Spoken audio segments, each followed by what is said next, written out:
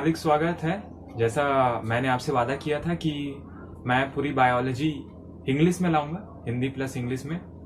तो चलिए स्टार्ट करते हैं। 12th का सबसे पहला चैप्टर रिप्रोडक्शन इन ऑर्गेनिज्म, जीवों में जनन। ठीक है, लेक्चर इस प्रकार से डिजाइन किया गया है कि आप किसी भी माध्यम से, आप किसी भी मीडियम से हो, चाहे आप हिंदी मीडियम के हो या फिर इंग्लिश मीडियम के हो, आपको परेशानी नहीं होगी। लेक्चर के लास्ट में आपको स्टेटमेंट और असर्शन रीजन के क्वेश्चन मिलेंगे, उसको आपको अटेम्प्ट करना है और जो आंसर होगा आपको कमेंट में बताना है। ठीक है, तो चलिए स्टार्ट करते हैं 12th का पहला चैप्टर रिप्रोडक्शन इन ऑर्गेनिज्म, जीवों में जनन। ठीक है, अब सबसे पहली बात, ये जो चैप्टर है रिप्रोडक्शन इन ऑर्गेनिज्म, जीवों में जनन, ये चैप्टर स्कैटर्ड है, फैला हुआ है। Biological classification, plant kingdom, animal kingdom और plant kingdom, animal kingdom, biological classification हो गया, है ना। और कहीं ना कहीं मॉर्फोलॉजी इन फ्लावरिंग प्लांट, है ना, पुष्पी पादपों की आकार की। तो हम सबको जहाँ जहाँ इसकी चर्चा होगी उन सबको हम एक जगह ला के पढ़ेंगे, डेप्थ में पढ़ना पड़ेगा, क्योंकि आपने खुद इस साल का ट्रेंड देखा है नीट 2022 का, ये क्वेश्चन किस प्रकार से डिजाइन किया गया है बायोलॉजी को। तो बायोलॉजी एक अच्छे लेवल पे पढ़ना बहुत ज़रूरी है, बहुत डिटेल में पढ़ना भी ज़रूरी है। डिटेल में पढ़ना इन द सेंस एनसीईआरटी के लाइन टू लाइन को आपको ग्रिप में होने चाहिए। ठीक है, चलिए स्टार्ट करते हैं बिना टाइम वेस्ट किए। Biology in English, reproduction in organism, जीवों में जनन। अब सबसे पहला जो पॉइंट है जो जिसकी बात करता है एनसीईआरटी, वो है लाइफ स्पान, यानी जीवन की अवधि। तो देखो, प्रत्येक जीव के जन्म से लेकर उसके प्राकृतिक मृत्यु तक का समय, नेचुरल डेथ तक का समय, बर्थ टू नेचुरल डेथ तक का जो समय है, वो ही उस ऑर्गेनिज्म की, उस जीव की क्या होगी, लाइफ स्पैन होगी। वो ही उस जीव की लाइफ स्पैन होगी। अब ये जो लाइफ स्पैन है, ये कुछ हावर्स की से लेकर 1000 सालों तक का भी हो सकता है, क्योंकि आपने 12th का जो सेकेंड चैप्टर है, जब अपन पढ़ेंगे तो बहुत से सीड पढ़ेंगे जिनका जो लाइफ स्पैन है वो बहुत ज्यादा अधिक है, 1000 सालों का लाइफ स्पैन। ठीक है, तो कुछ हावर से 1000 सालों तक का लाइफ स्पैन हो सकता है, लेकिन डेथ सर्टेन है, मृत्यु निश्चित है। चाहे वो जीवन की जो उसकी लाइफ स्पैन की जो अवधि है, जो टाइम पीरियड है, कितना भी लंबा क्यों ना हो, मृत्यु निश्चित है। तो हर दिन किसी ना किसी को, मतलब एक ना एक दिन किसी ना किसी को जाना है। ठीक है, तो मृत्यु निश्चित है। ठीक है, तो लाइफ स्पैन ऑर्गेनिज्म, देखो अब ये जो सेकंड पॉइंट है जो एनसीईआरटी में मेंशन किया है कि जो लाइफ स्पैन है, जो जीवन की जो अवधि है, वो और जो ऑर्गेनिज्म है वो उसके साइज पे डिपेंड नहीं करता, उसके साइज पर निर्भर नहीं करता। अब मैं दो बर्ड्स का उदाहरण लेता हूं, एक तो सबसे पहला कौवा और दूसरा पैरोट, है ना, क्रो एंड पैरोट। तो ये जो दो बर्ड्स हैं, लगभग साइज में सिमिलैरिटी आपको दिखती है, साइज में लगभग एक समान ही होते हैं, लेकिन कौवे का लाइफ स्पैन 15 वर्ष का है, जबकि पैरोट जो तोता है वो 140 साल जीता है। साइज तो सेम है, लेकिन लाइफ स्पैन में जमीन आसमान का फर्क है। 15, 140 साल, है ना, तो लाइफ स्पैन में जमीन आसमान का फर्क तो है। ठीक है, तो आप ये नहीं बोल सकते कि लाइफ स्पैन साइज पे डिपेंड करता है, नहीं करता लाइफ स्पैन साइज पे डिपेंड। एनसीईआरटी का लाइन है, ये स्टेटमेंट बन सकता है। ठीक है, तो ध्यान में रखिएगा इस लाइन को। अब इसी प्रकार का जो एग्जाम्पल है वो आपको दिखेगा मैंगो और पाइनएप्पल के ट्री में। मैंगो का जो लाइफ स्पैन है वो कंपैरेटिवली पाइनएप्पल से कम होता है। ठीक है, और पाइनएप्पल का जो लाइफ स्पैन है वो मैंगो से कहीं गुना अधिक है। ठीक है, तो ये चीज है। लेकिन वही मैं जो चीज बोला कि लाइफ स्पैन कितनी भी लंबी क्यों ना हो, डेथ निश्चित, जो मृत्यु है वो है निश्चित, एक दिन सबको जाना है। ठीक है, तो अब आपका जो एनसीईआरटी है वो एक बात बोलता है कि हम यूनिसेल्युलर ऑर्गेनिज्म के लिए यूनिसेलुलर ऑर्गेनिज्म के लिए, सिंगल सेल ऑर्गेनिज्म को बोल सकते हैं, यूनिसेलुलर ऑर्गेनिज्म के लिए हम नेचुरल डेथ की बात नहीं करते हैं। किसकी बात नहीं करते हैं? नेचुरल डेथ यानी प्राकृतिक मृत्यु की बात नहीं करते। नेचुरल डेथ यानी प्राकृतिक मृत्यु की नहीं होती, ऐसा लिखा आपका एनसीईआरटी, है ना, नहीं होती है, नहीं होती। तो यूनिसेलुलर ऑर्गेनिज्म इज इमॉर्टल, है ना, इसकी प्राकृतिक मृत्यु नहीं होती है। यूनिसेलुलर एक कोशिकीय जीवों की प्राकृतिक मृत्यु नहीं होती है ना, तो नेचुरल डेथ नहीं होती है। क्या होता है यूनिसेलुलर ऑर्गेनिज्म में? अगर मैं अमीबा को ले लूं, है ना, अमीबा को ले लूं, है ना, अगर मैं अमीबा को ले लूं, तो अमीबा क्या करता है, जब इसका फेवरेबल कंडीशन आता है तो दे कीप ऑन डिवाइडिंग। ये क्या करता है, अपने आप को डिवाइड कर लेता है बाइनरी फ्यूजन के थ्रू। ये अपने आप को क्या कर लेता है, बाइनरी फ्यूजन के थ्रू डिवाइड कर लेता है। कब? जब इसकी अनुकूल परिस्थिति आती है, अनुकूल परिस्थिति यानी फेवरेबल कंडीशन, है ना, तो ये क्या करता है, डिवाइड कर लेता है ना। तो ये क्या बोलना चाहिए, ये अपनी प्रोजेनी पैदा कर लेता है ना, प्रोजेनी यानी संतति ना, संतति पैदा कर लेता है, ठीक है। तो एक और अच्छा चीज कि यूनिसेलुलर ऑर्गेनिज्म के लिए हम नेचुरल डेथ को डिफाइन नहीं करते, नेचुरल डेथ डिफाइन नहीं है यूनिसेलुलर ऑर्गेनिज्म के लिए, ठीक है। अब इसके बाद हम ये जानते हैं कि हर एक प्रजाति, हर एक स्पीसीज को अपनी पीढ़ी की निरंतरता को, अपने प्रजाति की निरंतरता को पीढ़ी दर पीढ़ी बनाए रखने के लिए एक बायोलॉजिकल प्रोसेस की जरूरत होती है, जिसको आप क्या बोलेंगे, रिप्रोडक्शन बोलेंगे। तो रिप्रोडक्शन को क्या बोल सकते हैं, एक बायोलॉजिकल प्रोसेस है जिससे उस प्रजाति की निरंतरता पीढ़ी दर पीढ़ी बनी होती है ना। तो लाइफ की कंटिन्यूटी को मेंटेन करने के लिए एक बायोलॉजिकल प्रोसेस करता है हर एक ऑर्गेनिज्म, जिसको आप क्या बोलेंगे, रिप्रोडक्शन। और अपने ही समान क्या पैदा करता है, जीव पैदा करता है, ठीक है। तो उसको मिटा देते हैं, अच्छा,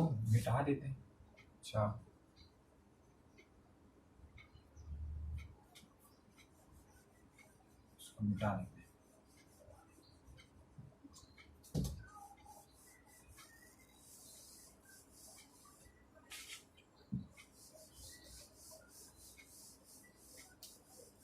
ठीक है। मैं बोल रहा था कि लाइफ की कंटिन्यूटी को, है ना, कंटिन्यूटी को मेंटेन करने के लिए हर एक क्या करता है, हर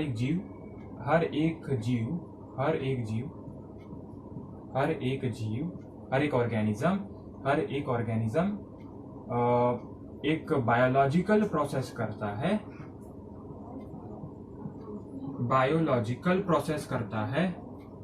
हर एक ऑर्गेनिज्म एक बायोलॉजिकल प्रोसेस करता है ना, प्रोसेस क्या करता है, बायोलॉजिकल प्रोसेस करता है, जिसको आप क्या बोलेंगे, रिप्रोडक्शन बोलेंगे, रिप्रोडक्शन या जनन बोलेंगे, है ना, रिप्रोडक्शन या जनन बोलेंगे। तो लाइफ की कंटिन्यूटी को मेंटेन करने के लिए हर एक जीव एक बायोलॉजिकल प्रोसेस करता है, जिसको आप क्या बोलेंगे, रिप्रोडक्शन बोलेंगे, ठीक है। मैं 1 मिनट देख लेता हूँ कि कैमरा ब्लर तो नहीं हुआ, क्योंकि ब्लर हो जा रहा है बार बार। नहीं, ठीक है। तो लाइफ की कंटिन्यूटी को मेंटेन करने के लिए हर एक ऑर्गेनिज्म एक बायोलॉजिकल प्रोसेस करता है, जिसको आप क्या बोलेंगे, रिप्रोडक्शन या जनन बोलेंगे, है ना। अब आपकी स्क्रीन में एक आपको चार्ट शो हो रहा होगा, एनसीईआरटी का वो फ्लो चार्ट है, इसको आप देख लीजिए। हर एक ऑर्गेनिज्म का अलग अलग लाइफ स्पैन दिया है, तो आप उसको ध्यान में रखिए, एक बार देख लीजिए। रफली आने का चांस बहुत कम होता है, लेकिन इस चैप्टर से एक क्वेश्चन आएगा, और एक क्वेश्चन बहुत भारी पड़ता है रैंक को इधर उधर करने के लिए, ठीक है। तो ध्यान से चार्ट को देखिए जब तक मैं इसको रफ कर लेता हूँ, है ना।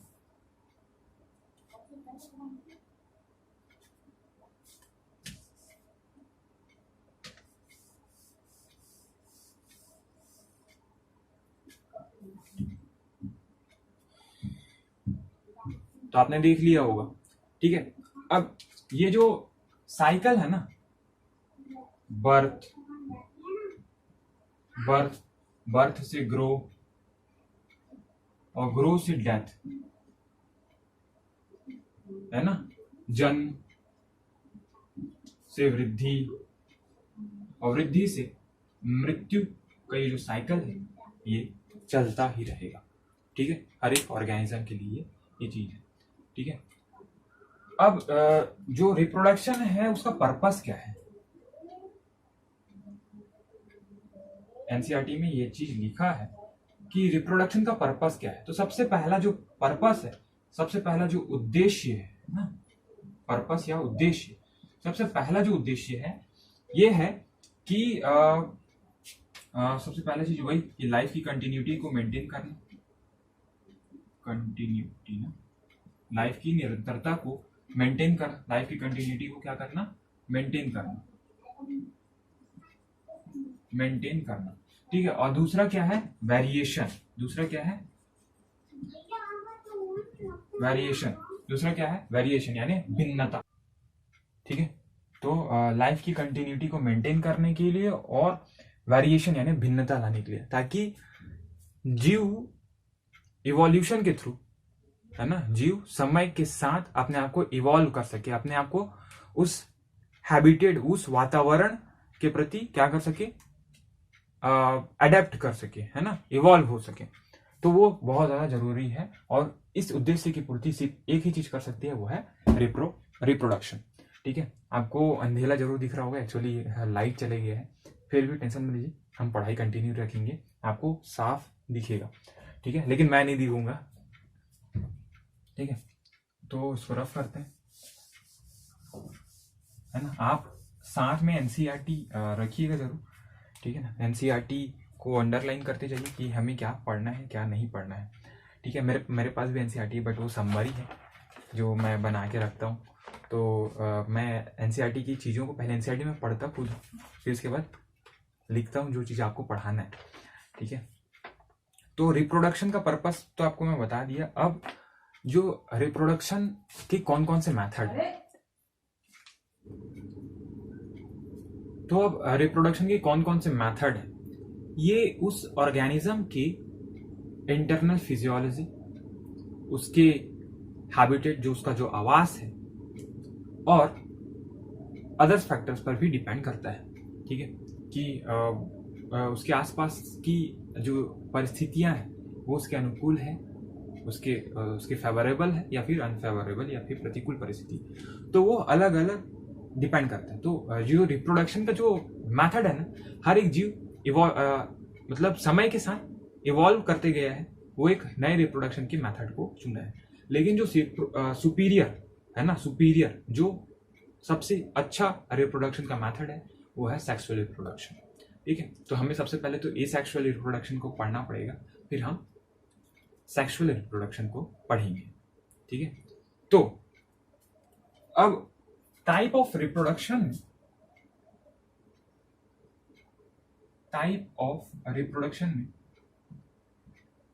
नहीं पहले इसको नहीं करते, पहले मैं ये बता देता हूं कि जो रिप्रोडक्शन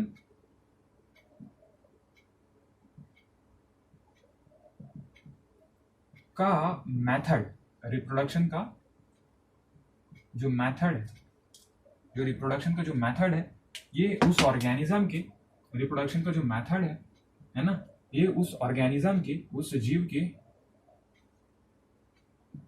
ऑर्गेनिज्म के यानी जीव के,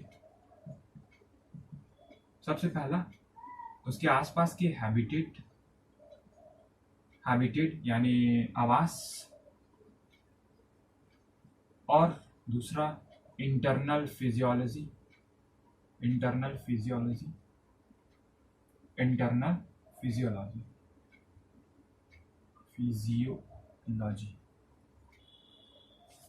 है ना, और अदर फैक्टर्स पे भी डिपेंड करता है, और भी कुछ फैक्टर्स है जिस पर डिपेंड, अदर फैक्टर्स, अन्य कारकों पर भी निर्भर करता है। तो जो रिप्रोडक्शन का जो मेथड है वो ऑर्गेनिज्म की सबसे पहला हैबिटेट इंटरनल फिजियोलॉजी यानी आंतरिक शारीरिकी या फिर शारीरिक विज्ञान बोल सकते हैं, और अदर फैक्टर्स पर भी डिपेंड करता है। ठीक है, तो ये चीजें हैं जो रिप्रोडक्शन के मेथड को तय करती है। ठीक है, अब जो बताना है कि हमें इसके बाद एनसीईआरटी में, ये लाइन तो एनसीईआरटी में दी है, आपको ध्यान देना है कि हैबिटेट, इंटरनल फिजियोलॉजी और अदर फैक्टर्स ध्यान में दीजिएगा, क्योंकि ये चैप्टर ऐसा है कि इस चैप्टर से कभी भी 2 से 3 क्वेश्चन दिया नहीं गया है, और अगर उनको क्वेश्चन बनाना है एनटीए वालों को तो वो कुछ भी कर सकते हैं। ठीक है, तो किसी भी चैप्टर को नेग्लेक्ट नहीं कर सकते, हर चैप्टर को उतने ही इम्पोर्टेंट देना है जितने बाकी चैप्टर्स को हम देते हैं। ठीक है, तो ध्यान से पढ़ना पड़ेगा।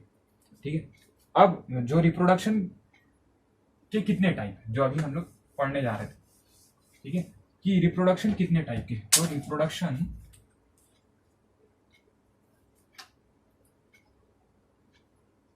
टाइप ऑफ रिप्रोडक्शन की जनन के प्रकार कितने, टाइप ऑफ रिप्रोडक्शन। ठीक है, तो देखो हम दो ही तो रिप्रोडक्शन होता है, हम 2 प्रकार की बोल रहा हूँ। एक asexual reproduction, asexual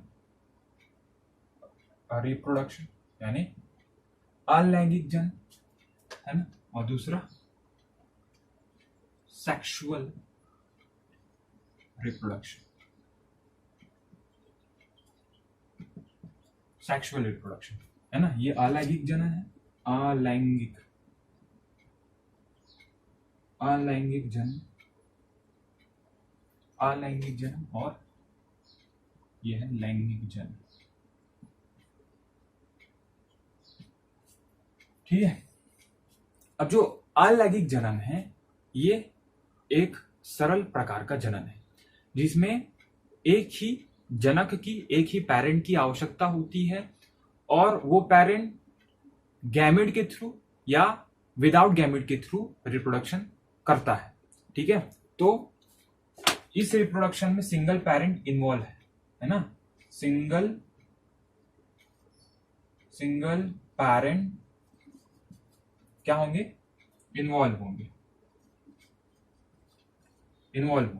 single parent involve होंगे। ठीक है, पहला। दूसरा, इसमें गैमेट फॉर्मेशन हो भी सकता है, गैमेट का जो फॉर्मेशन है ना, युग्मक का जो निर्माण है, गैमेट फॉर्मेशन हो सकता है और नहीं भी हो सकता, हो सकता है और नहीं भी हो सकता। ऐसे नहीं लिखना चाहिए, गैमेट फॉर्मेशन हो भी सकता है, ऐसे लिखना चाहिए, हो भी सकता है, जैसे हो भी सकता है और नहीं भी। ठीक है, और नहीं भी। अब देखो ये लाइन लिखा क्यों है, क्योंकि जरूरी नहीं है कि आपको अगर एसेक्सुअल रिप्रोडक्शन करना है तो आपको गैमेट बनाना हो, क्योंकि अपन जब वेजिटेटिव रिप्रोडक्शन पढ़ते हैं, कायिक जनन पढ़ते हैं, तो कायिक जनन में तो गैमेट का फॉर्मेशन होता नहीं है ना, कायिक जनन में तो उसका फॉर्मेशन होता नहीं है, तो आप ये नहीं बोल सकते। और बर्डिंग में भी आपको कहाँ गैमेट की फॉर्मेशन की जरूरत होती है। ठीक है, तो वो डिपेंड नहीं करता है ना कि मतलब आप एसेक्सुअल रिप्रोडक्शन में आपको नेसेसरी है कि आप गैमेट। ठीक है, तो अगर मैं एक एग्जांपल लूं, लेता हूं मैं, अगर मैं एक एग्जांपल लूं, ठीक है, मैं इसको यहाँ पर रफ कर देता हूं। अगर मैं एक एग्जांपल लूं कि एक मधुमक्खी के छत्ते में एक क्वीन होती है ना, एक क्या होती है, क्वीन होती है, एक होती है रानी, है ना, एक होती है क्वीन। तो जो क्वीन है वो क्या होती है, डिप्लॉइड होती है। क्वीन गैमेट का फॉर्मेशन करता है, क्वीन क्या करता है, गैमेट यानी एग का फॉर्मेशन करता है। अगर ये एग फर्टिलाइज्ड हुआ, निषेचित हुआ, है ना, तो ये या तो क्वीन बनेगा या फिर ये क्या बनेगा, वर्कर बनेगा। लेकिन अगर ये फर्टिलाइज्ड नहीं होता है, अगर ये फर्टिलाइज्ड नहीं होता है, अनिषेचित होता है, तो ये क्या बनेगा, ड्रोन बनेगा। ड्रोन बनेगा, है ना, ड्रोन, इसको हिंदी में भी तो ड्रोन ही बोलते हैं।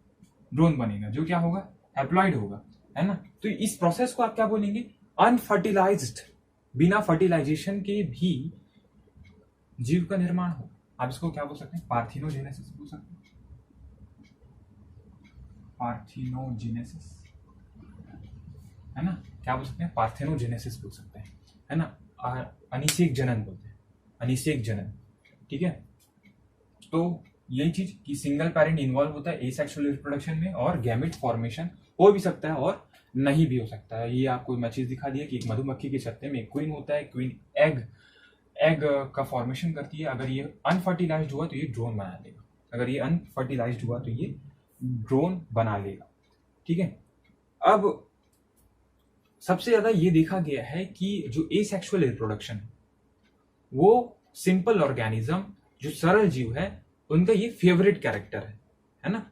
और मतलब आसानी से हो भी सकता है ना, क्योंकि जो लैंगिक जनन है, जो सेक्सुअल रिप्रोडक्शन है, वो उच्च जीवों की विशेषता है, ठीक है।